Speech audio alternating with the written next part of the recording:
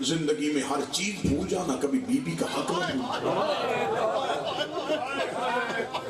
मिन्नत करके जा रहा हूं अपनी कौम के सामने, जब तक जिंदा हूं ये हक पर किसी भी जगह पे मारा गया जुर्म मेरा सिर्फ यही है। मैं आज इतने लोगों के सामने माइक पे कैमरे में कहूं, एक ही जुर्म है, मेरा हक इज़हार पर, और मेरे लिए ये सबसे बड़ी मौत हो कि मैं बीबी का हक पढ़ता हूँ। मिन्नत करके जाऊंगा अपनी कौम के बच्चों तक, अपनी नस्लों के कानों में अभी से कहना शुरू कर दो, बेटा हालात मुश्किल आ रहे हैं, ज़हरा को ना छोड़ना, नबी की बेटी को तन्हा ना करना। एक लम्हे के लिए किसी दोस्त के साथ बैठे हुए तेरी जुबान से एक जुमला निकले, ठीक है यार ये मुकदमा है तो सही, हम इस पे बहस नहीं करते, जो हुआ ठीक हो गया, मुजरम बन जाएगा तुझे, रोएगा पर्दे में तेरा इमाम। मासूम फरमाते अगर तुम चाहते हो कि तुम्हारी कब्र की पहली रात मेरा दादा अली तुम्हारा शुक्रिया अदा करने आए, ये नहीं कहा कि मिलने आए, शुक्रिया अदा करने आए। मौला फरमाते मेरी दादी के हक में पर्दा ना डाले, लोगों को खुल के बताया, लोगों को खुल के बताया कि रसूल की बेटी दरबार गई थी। सुन्नी भाई बैठे हैं, यकीनन बैठे हैं, मेरे लिए काबिल एहतराम, अहले सुन्नत भी मुसलमान है, कलमा वो भी नबी का पढ़ते। मैं अपने अहले सुन्नत भाइयों से कहूँगा अभी मजलिस खत्म होगी, जितनी देर घर तक जाते रहना रास्ते में मेरी बात सोचते जाना। मगरिब की नमाज पढ़ के जिस मौलाना के पीछे नमाज पढ़े उसको तन्हाई में लेके बैठे, उसे ना बताना कि तुम मजलिस में गए, उसे कहना मौलाना मैं कलमा पढ़ता हूँ नबी का, एक शरीयत की बात पूछना है, वो कहेगा बता, उसे कहना मुझे सिर्फ इतना बता, नबी के बाद नबी की बेटी कितने दिन जिंदा रही, ये सवाल जरूर। वो फौरन आपको कहेगा 3 तरह की रवायतें हैं, कोई कहती है 60 दिन, कोई कहती है 75 दिन, कोई कहती है 90 दिन। जब वो बता दे तो उसके सामने हाथ बांध के कहना मौलाना मरना मैंने है, कब्र अपनी में जाना, मुझे सिर्फ एक सवाल का जवाब दे, मोहम्मद की बेटी दुनिया में किस सदमे से गई? तबई मौत थी, बीमार थी रसूल की बेटी, बाबे के जाने के बाद उदास हो गई थी, इतनी जल्दी क्यों चली गई? वो फौरन तुझ पे सवाल करेगा कि तू कभी किसी शिया मजलिस में तो नहीं गया, तेरा कोई दोस्त शिया तो नहीं है? ये ऐसी बातें ऐसे झूठे प्रोपेगेंडे शिया ही करते हैं, इनकी बातों में ना आया करो। वो तुझे ये बात कह के मुतमिन करने की कोशिश करेगा, मैं तेरे इत्मीनान के बुत को तोड़ने के लिए कि तू वहां से मुतमिन हो के ना आए, मैं तुम्हारे सामने मिंबर पे हूँ, मैं तुम्हारे सामने हाजिर हूँ, अभी मजलिस में आने से पहले वजू करके आया हूँ, शिया कौम का सबसे छोटा जाकिर हूँ, मेहमान हूँ तुम्हारा, मुझे शिया न समझ, मुझे मुसलमान समझ, मुझे मुसाफिर समझ। मुसाफिर ना जानने वाला अजनबी पंचायत में खड़ा होकर कसम दे दे, बाबा जी बंदे कहते बस इसने दे दी अब मान लो, झूठी दी है ये जाने तो अल्लाह जाने।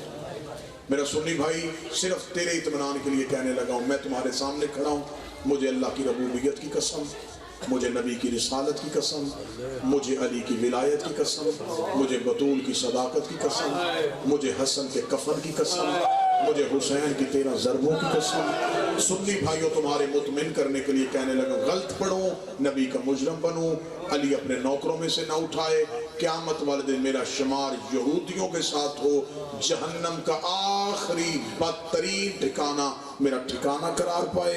इतनी बड़ी बद्दुआएं और कसमें दे के कहने लगा हूं, कत्ल किया था मुसलमानों ने नबी की। मेरा ये कहना मेरी बीवी गवाही में दर्ज कर ले, मैं क़यामत वाले दिन अपनी शहजादी के सामने सुरखरू हो सकूं कि बीवी मैंने कसमें पढ़ पढ़ के तेरा कत्ल पढ़ा था, लोग हवाले मांगते थे मैं कसमें देता रहा हूं, मारा था मुसलमानों ने पैगंबर की बेटी, जख्मी हो के गई है रसूल की बेटी। کتنی زخمی ہوئی ہے، میں تمہیں زخم سناؤں کلیجے پر۔ بعد از مجلس ہے اسی زہرا کے بیٹے کی ذوالجناح کی شبیہ کی برآمد۔ کوئی ہم پہ اعتراض کرتے ہو شیعہ صحابہ کو نہیں مانتے ہو، ہم اتنی محبت کرنے والے لوگ جو گھوڑا نبی کی اولاد کے کام آ جائے ہم اس کی شبیہ بناتے ہیں۔ میں نے سیدوں کو دیکھا ہے وہ ذوالجناح کے سموں پہ ہاتھ رکھتے، میں نے سیدزادیوں کو دیکھا ہے وہ اپنی چادریں لے کے آتی ہیں ذوالجناح کو دانا کھلاتی۔ کیوں محبت کرتے ہیں ہم اس گھوڑے کی شبیہ سے کہ ذوالجناح نے حسین سے وفا، حیوان رسول کی اولاد سے وفا کر لے ہم اس کو چومتے ہیں۔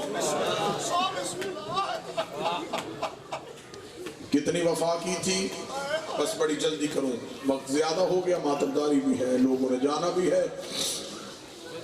امام حسین علیہ السلام کا بچپن،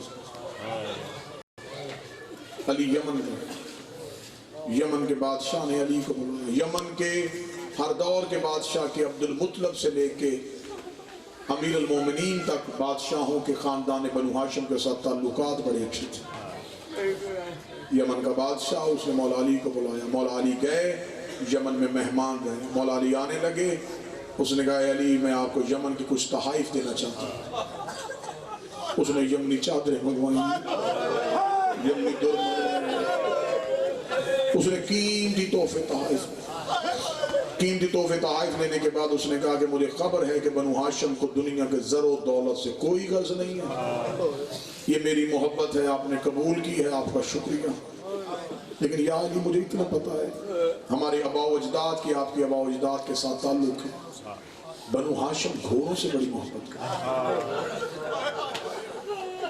یا علی میرے پاس ایک قیمتی ترین گھوڑی ہے جو میں آپ کو دینا چاہتا ہوں۔ اس نے امیر المومنین کو اس گھوڑی کی فضیلتیں بتائیں، فضائل سنائے، خصائل سنائے، وہ پڑھوں گا تو وقت زیادہ ہو جائے۔ اس نے دربار میں مجلی کو بلایا، جب وہ آئی تو وہ چل رہی تھی، امیر المومنین نے مجلی کو دیکھا، علی کرسی سے اٹھ کے تو سب یا علی اٹھنے کی وجہ، امیر المومنین فرماتے ہیں ہم وقت کے امام ہیں، کائنات کی کوئی ایسی مخلوق نہیں ہے جس کے بارے میں ہمیں علم نہ ہو، تو مجھے بتا اس کا کوئی بچہ بھی ہے؟ اسے کہا یا علی آپ کو کیسے پتا چلا؟ فرما تو نے دیکھا نہیں جب سے یہ گھوڑی دربار میں آئی ہے اس نے 3 دفعہ پیچھے مڑ کر دیکھا،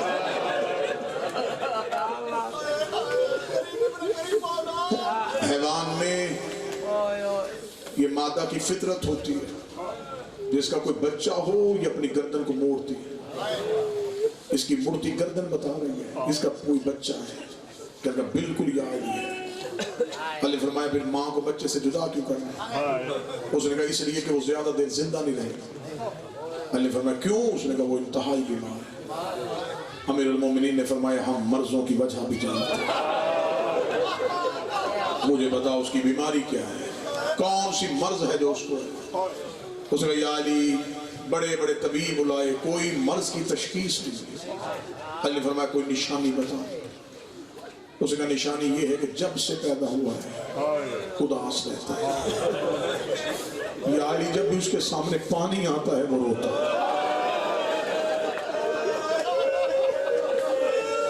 یا علی پانی کو دیکھتا ہے بڑا روتا ہے۔ یا امیر المومنین سارا دن اداس رہتا ہے، استقبال سے سارے جانور آتے ہیں وہ باہر نکلتے، یا علی سر جھکا کے لیٹا ہے، جو ہی شام عصر کا وقت ہوتا ہے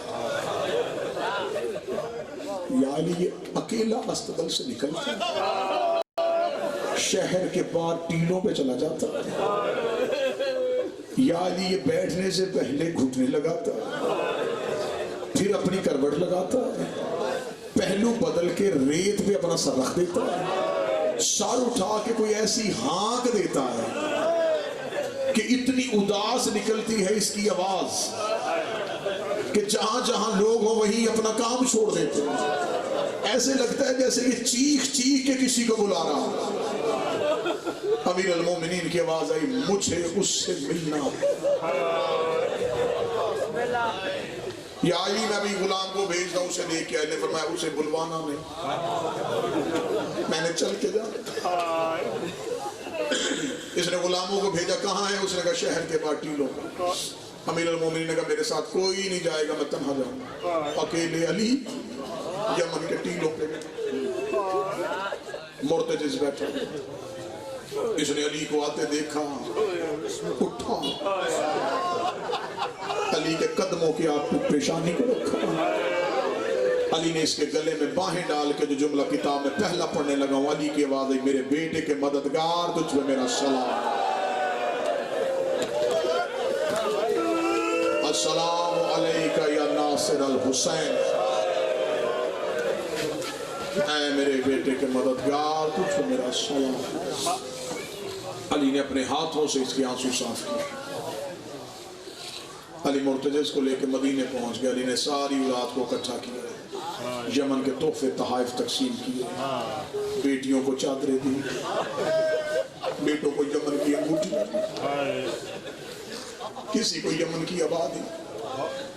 جب سب تقسیم ہو گیا, کربلا کا غریب باپ کے سامنے پہ رکنا ہے, بابا میرے لیے کچھ بھی نہیں لائے. میں سب سے قیمتی چیز ہی تیری لے کے. بابا کیا لے کے آیا؟ فرمایا میں تیرے لیے ایک گھوڑا لے کے آیا.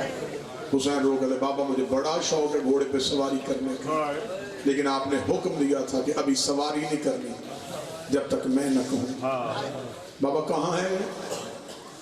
فرمایا مدینے کے باہر شجرۃ الوداع پہ کھڑا. حسین نے کہا بابا میں اسے دیکھنا چاہتا ہوں. امیر المومنین نے حسین کا ہاتھ پکڑا, کتاب کہتی مدینے کی گلیوں سے اس دن علی روتے ہوئے گزر گئے.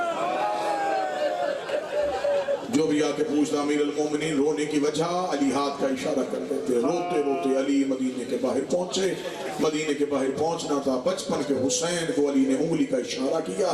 مرتجز پہ حسین کی نظر پڑی ہے, مرتجز نے چیخ ماری ہے, دوڑتا ہوا حسین کے پاس آیا ہے. حسین نے گلے میں باہیں ڈالی ہیں, گلے میں باہیں ڈال کے حسین نے ایک دفعہ مرتجز کا چہرہ دیکھا. چہرہ دیکھنے بعد کہتا بابا میں نے تو اسے کہیں دیکھا ہوا,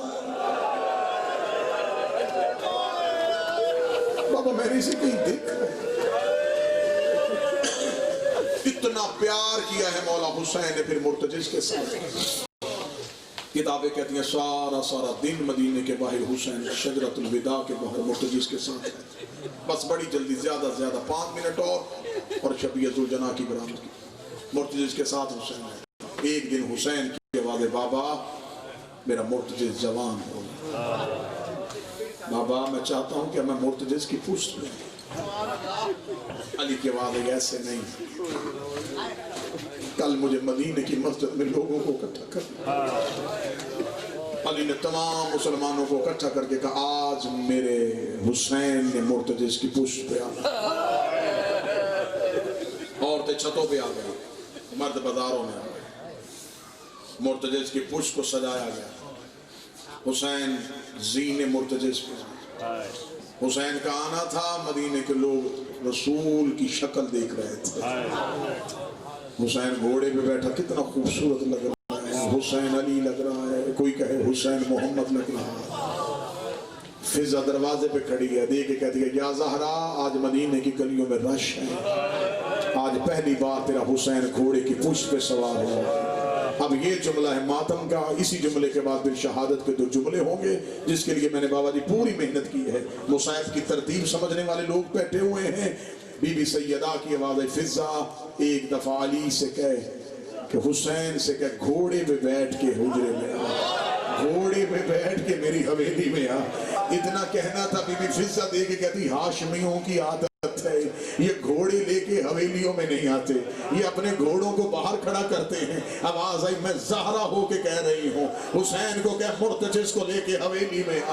بی بی کی آواز کا آنا تھا. حسین مرتجز پہ بیٹھ کے, علی نے مرتجز کی لجام کو تھاما ہوا تھا. ادھر حسین گھوڑے پہ بیٹھ کے حویلی زہرا میں آئے. بی بی نے حسین کو بیٹھا دیکھا, دوڑ کے گئی محمد کی بیٹی حجرے سے, تطہیر والی چادر میں جو ڈالا.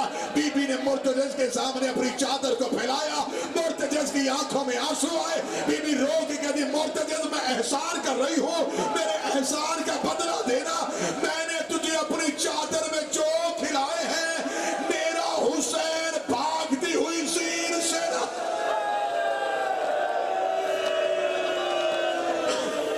میرا حسین زین سے زمین پہ آرام سے اتار، بس سادات و غیر سادات گر گیا گھوڑے کی پشت کربلا میں حسین، حسین کا گرنا تھا، اسی مرتجز نے حسین کے پاؤں پہ سر رکھا، سر رکھ کے کہنے لگا مولا مجھے صرف اتنا بتا مرضی سے گرا ہے یا میری غلطی سے گرا ہے؟ فرمایا نہ تیری غلطی تھی نہ میری مرضی تھی، فرمایا گر کیسے گیا؟ فرمایا نانے کی امت نے گرا دیا۔ مرتجز کی آواز آئی مولا پھر میرے لیے حکم کر، مولا چڑھ میری پشت میں، میں تجھے مدینے چھوڑ کے آؤں۔ رو کے حسین کی آواز آئی میرا مدینے میں رہا کون ہے؟ آواز آئی چڑھ میری پشت میں، تجھے نجف چھوڑ کے آؤں۔ رو کہا کیا کروں گا باب علی کے پاس جا کے؟ مرتجز نے تیسرا چکر لگایا، آواز آئی آپ میری پشت میں پہن کے خیمے میں چھوڑ کے آؤ۔ آواز آئی تھوڑی دیر بعد خیموں کو آگ لگ جائے گی۔ مرتجز کی آواز آئی تیرے بابے نے کہا تھا میرے بیٹے کا مددگار ہے تو، مولا کوئی حکم تو کر، غلط پڑھوں بی بی کا مجرم بنوں۔ حسین زخمی اٹھ کے کھڑے ہوئے، سلجنا کی گردن میں باہیں ڈالی، رو کے کہا اگر ایک احسان کر سکے تو کر۔ آواز آئی احسان نہیں تو حکم کر۔ حسین کی آواز آئی میں چل نہیں سکتا، میرے جسم میں زخم زیادہ ہے، میں تیرے گلے میں باہیں ڈالتا ہوں، مجھے ایک بار اکبر کی لاش پہ لے جا، مجھے ایک بار بیٹے کا چہرہ دکھا دے۔